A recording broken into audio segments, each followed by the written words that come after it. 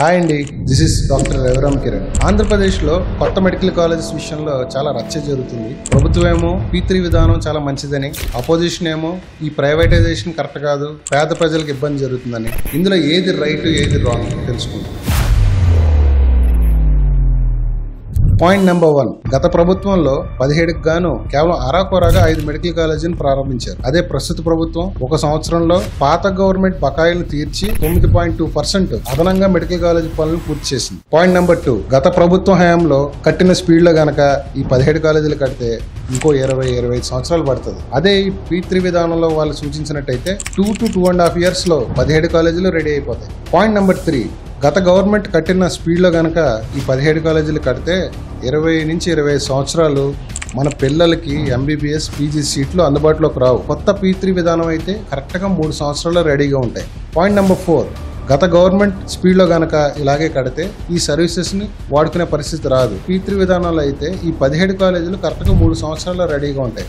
అలా చూసుకున్న సంవత్సరానికి ప్రతి కాలేజీలో ప్రతిరోజు వేలాది మంది లక్షలాది మందికి ఇమీడియట్గా స్పెషాలిటీ సేవలు అందుబాటులోకి వస్తాయి. పాయింట్ నెంబర్ 5, గత ప్రభుత్వ విధానంలో కనుక వెళితే ఇప్పటికి 17లో 5 ఓపెన్ చేశారు.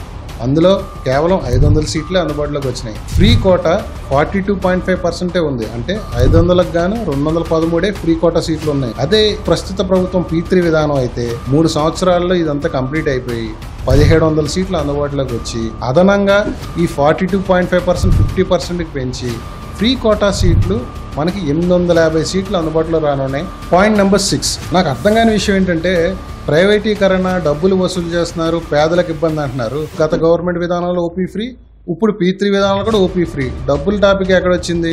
గత గవర్నమెంట్లో చూస్తే ఇప్పుడు 5 కాలేజీలు కట్టారు. 5 కాలేజీలకు గాను మనకు 2500 బెడ్స్ వచ్చినాయి, ఫ్రీ బెడ్స్. అది ఈ P3 విధానంగానే ఫుల్ ఫ్లెడ్జ్డ్గా ఇంప్లిమెంట్ అయితే మనకు సుమారు 8500 బెడ్స్ వస్తాయి. 8500 బెడ్స్లో మనకు 70% ఫ్రీ, 30% పోని పేమెంట్ అన్నది గవర్నమెంట్ నిర్దేశించిన తక్కువ ప్రైస్కి పెడతారు. అసలు ఈ టాపిక్ అంతా వదిలేస్తే గత ప్రభుత్వంలో యూనివర్సల్ హెల్త్ కవరేజ్ లేదు, కానీ ఇప్పుడు యూనివర్సల్ హెల్త్ కవరేజ్ అందరికీ అందుబాటులోకి రానుంది. ప్రజలందరికీ ఉపయోగపడేది పాలసీస్ వచ్చినప్పుడు ప్రజల్లోకి తీసుకెళ్లి అందరికీ ఉపయోగపడేలా చేయాలి తప్ప కన్ఫ్యూజ్ చేసి దీన్ని రాజకీయ లబ్ధి పొందాలని చూడటం కరెక్ట్ కాదు. మెడికల్ కాలేజెస్ విషయంలో చాలా మంది ఇలా ప్రైవేటైజేషన్ అయిపోయి మోసం జరుగుతుందని ఒక ప్రచారం చేస్తున్నారు. నాకు ఈ విషయంలో కొంచెం కోపమే వస్తుంది. ఎందుకంటే గవర్నమెంట్ స్థలంలో, గవర్నమెంట్ బిల్డింగ్ లో, గవర్నమెంట్ నిర్దేశించిన విధానంలో ఒక నాన్ ప్రాఫిట్ చారిటబుల్ ఆర్గనైజేషన్ కి ఇచ్చి వరల్డ్ క్లాస్ తయారు చేయండి. NMC నామ్స్ ప్రకారం PG సీట్లు, UG సీట్లు, సూపర్ స్పెషాలిటీకి కావాల్సిన ఫెసిలిటీని క్రియేట్ చేయండి. అవసరమైన డాక్టర్లు తీసుకురండి. అవసరమైన ఖర్చుని ఆ 30% లో దీన్ని భర్తీ చేసుకోండి అని చెప్పే విధానమే P3. నాకు అర్థమైంది ఇది. ఇందులో ఎవరికి ఏం నష్టం జరుగుతుంది? స్థలం బదిలీ అవుతుందా? బిల్డింగ్ బదిలీ అవుతుందా? అండ్ ఇంకో విషయం ఏంటంటే ఇదే P3 విధానంలో డిజైనింగ్ కూడా వాళ్లే చేస్తారు. ఒక వరల్డ్ క్లాస్ వ్యవస్థ తిరిగి గవర్నమెంట్ కి చెందుతుంది. ఇప్పుడు ఇది నేనేదో చెప్పానని కాదు, మీరే ఆలోచించండి. ప్రస్తుతానికి ప్రపంచీకరణ, వరల్డ్ క్లాస్ ఫెసిలిటీ మన ఊర్లలో ఉండాలనుకోవాలి. మరొక ఇంపార్టెంట్ పాయింట్, ఇప్పుడు ఏదైతే P3 విధానంలో వీరు ఒక నాన్ ప్రాఫిట్ చారిటబుల్ NGOస్కి ఇస్తానంటున్నారు.